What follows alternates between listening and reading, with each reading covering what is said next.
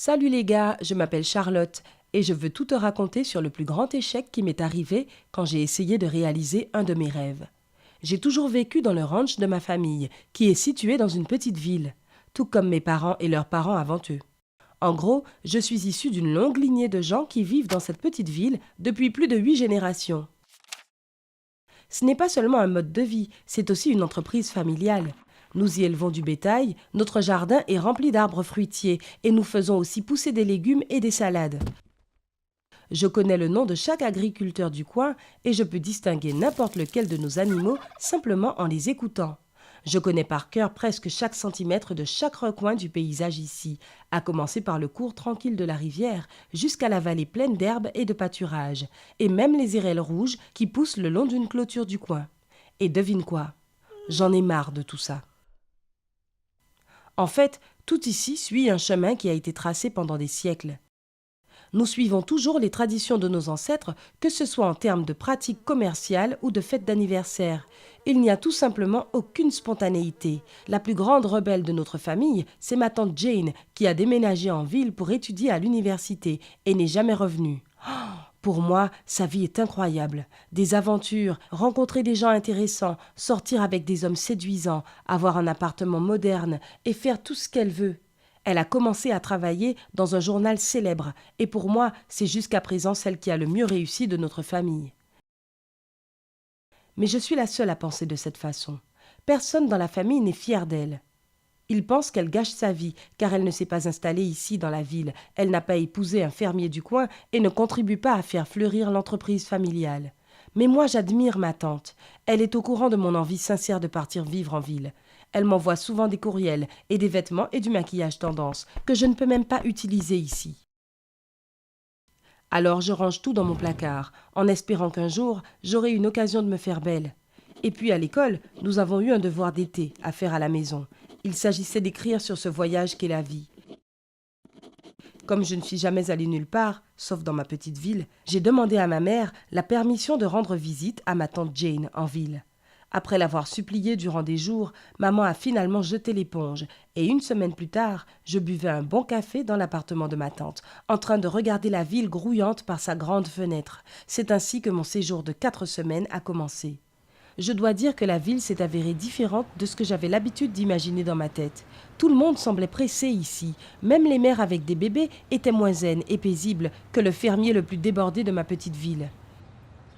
Une circulation sans fin, de nombreux cafés et restaurants, une foule de gens dans les rues de la ville.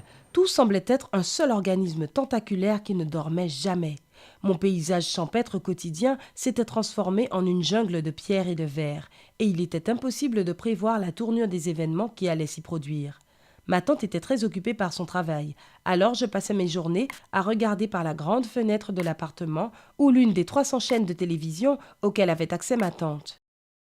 Chaque soir, tante Jane m'emmenait dîner dans un nouvel endroit, ou alors nous allions ensemble à l'une des sorties entre amis qu'elle avait de prévues. Nous marchions dans les rues de la ville le week-end, nous visitions des musées, et ce n'était pas si mal en fait. Mais à un moment donné, j'ai réalisé à quel point ma ville et mon ranch me manquaient. Je suppose que c'est ce qu'on appelle avoir le mal du pays. L'oiseau moqueur qui chantait tous les soirs devant ma fenêtre me manquait, ainsi que le bruit de la rivière que j'entendais toujours juste avant de m'endormir, et tous les bruits des animaux de la ferme. J'en rêvais toutes les nuits. Et puis, il s'est passé quelque chose qui m'a donné envie de rentrer chez moi avant la fin officielle du voyage. Il y avait un autre immeuble d'habitation juste devant le nôtre. Un jour, alors que, comme d'habitude, je regardais la rue par la fenêtre, j'ai remarqué que quelqu'un me faisait signe. Au début, je me sentais bizarre et je me suis éloignée de la fenêtre. Mais le lendemain, la même situation s'est reproduite. Cette fois, j'étais curieuse de voir la personne qui me faisait signe.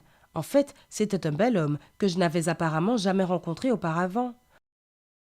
Le lendemain, je l'attendais presque devant ma fenêtre, et devine quoi? Il a encore fait des signes, et je lui ai fait un signe de la main. Oh mon Dieu, j'avais l'impression que j'allais tomber amoureuse de lui. Plusieurs fois, je l'ai vu dans la rue. Il était grand, avec les cheveux noirs, et me rappelait une star de cinéma hollywoodienne. Dès lors, j'ai arrêté de rêver de retourner au ranch, et j'ai commencé à fantasmer sur lui. Ce sont les rêves les plus romantiques que j'ai jamais faits. Quelques jours plus tard, ma tante et moi sommes allés nous promener. Quand on est monté dans l'ascenseur pour descendre, je l'ai vu.